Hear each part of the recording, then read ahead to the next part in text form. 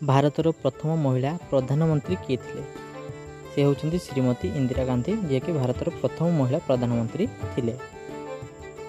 ଭାରତର ପ୍ରଥମ ମହିଳା ରାଷ୍ଟ୍ରପତି କିଏ ଥିଲେ? ଶ୍ରୀମତୀ ପ୍ରତିଭା ଦେବୀ ସିଂ ପାଟିଲ ଭାରତର ପ୍ରଥମ ମହିଳା ରାଷ୍ଟ୍ରପତି ଥିଲେ। ଭାରତର ପ୍ରଥମ ମହିଳା ରେଳମନ୍ତ୍ରୀ କିଏ ଥିଲେ? ଭାରତର ପ୍ରଥମ ମହିଳା ରେଳମନ୍ତ୍ରୀ ହେଉଛନ୍ତି ଶ୍ରୀମତୀ ମମତା ବାନାର୍ଜୀ। ଭାରତର ପ୍ରଥମ ମହିଳା ମୁଖ୍ୟମନ୍ତ୍ରୀ କିଏ ଥିଲେ? ଭାରତର ପ୍ରଥମ ମହିଳା ମୁଖ୍ୟମନ୍ତ୍ରୀ ଥିଲେ ଶ୍ରୀମତୀ ସୁଚେତା କୃପାଳିନୀ। ଭାରତର ପ୍ରଥମ ମହିଳା ରାଜ୍ୟପାଳ କିଏ ଥିଲେ? ଶ୍ରୀମତୀ ସରୋଜିନୀ ନାଇଡୁ ଭାରତର ପ୍ରଥମ ମହିଳା ରାଜ୍ୟପାଳ ଥିଲେ। ଭାରତ ରତ୍ନ ପାଇଥିବା ଭାରତର ପ୍ରଥମ ମହିଳା କିଏ ଥିଲେ? ସେ ହେଉଛନ୍ତି ଶ୍ରୀମତୀ ଇନ୍ଦିରା ଗାନ୍ଧୀ।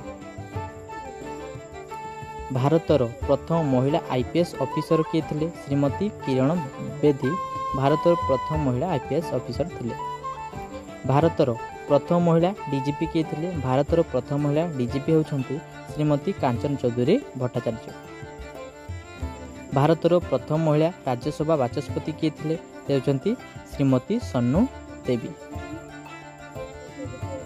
ଭାରତର ପ୍ରଥମ ମହିଳା IAS ଅଫିସର କିଏ ଥିଲେ? ଶ୍ରୀମତୀ ଆନ୍ନା ରାଜନ ମଲ୍ହୋତ୍ରା। ଭାରତର ଜାତୀୟ କଂଗ୍ରେସର ପ୍ରଥମ ମହିଳା ଅଧ୍ୟକ୍ଷ କିଏ ଥିଲେ? ଶ୍ରୀମତୀ ଏନି ବେସାନ୍ତ।